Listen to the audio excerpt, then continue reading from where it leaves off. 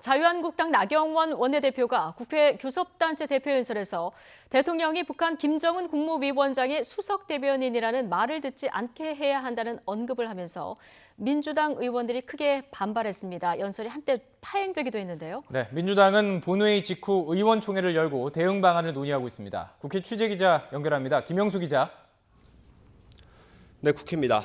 네, 일단 중단됐던 연설은 마무리가 된 것 같은데요. 당시 상황을 좀 설명해 주시죠. 네, 먼저 민주당 의원들이 항의한 나경원 원내대표의 발언을 살펴보겠습니다. 나 원내대표는 연설 중반부쯤에 정부의 외교 안보 정책을 질타하면서 더 이상 대한민국 대통령이 김정은 수석 대변인이라는 낯뜨거운 이야기를 듣지 않도록 해달라고 주장했습니다. 이 발언이 나오자마자 민주당 의원들은 크게 항의하면서 연설이 잠시 중단됐는데요. 당시 상황 한번 보겠습니다.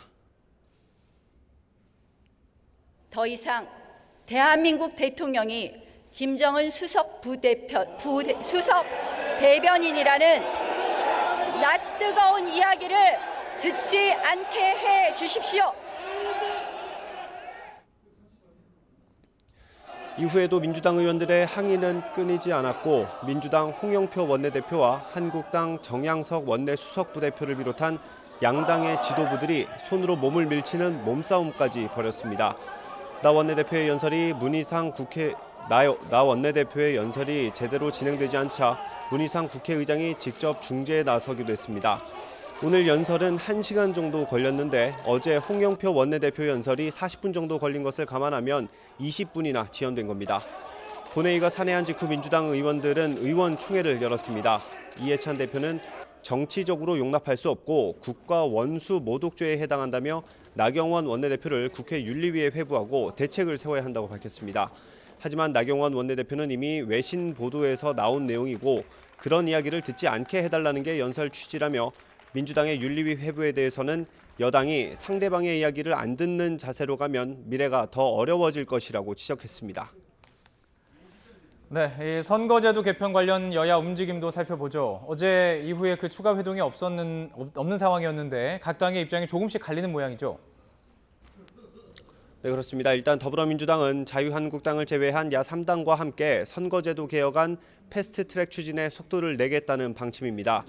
홍영표 원내대표는 아침 회의에서 선거제도 개혁 등 개혁 입법에 대해 논의했다며 빠른 시일 내에 신속 처리 안건으로 처리할 개혁 입법 과제에 대한 의견 조율을 마치겠다고 말했습니다. 홍 원내대표는 선거제도 개혁은 지난해 12월 여야 5당이 개혁을 약속한 것이라며 중대한 과제를 한국당의 어깃장 때문에 미룰 수 없다고 강조했습니다.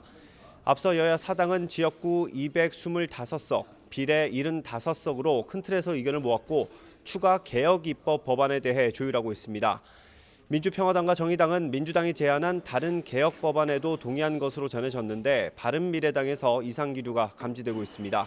바른미래당 손학규 대표는 아침 의원총회에서 이것저것 한꺼번에 얹으려고 하는 것이 잘못이라고 지적했습니다. 손 대표는 내년 4월 총선에 맞춰 선거구를 획정하려면 내년 초까지 선거제가 만들어져야 해서 패스트트랙을 추진하는 것인데 다른 당들이 이것저것 올려놓으면서 흥정하려고 한다고 비판했습니다. 오늘 의총에서 결론을 내리지 못한 바른미래당은 추후 의총을 통해 다시 당의 입장을 정하기로 했습니다. 바른미래당이 패스트트랙에 동참하지 않으면 선거제도 개혁 관련 입법안이 상정되더라도 통과를 장담할 수 없는 상황입니다. 지금까지 국회에서 전해드렸습니다.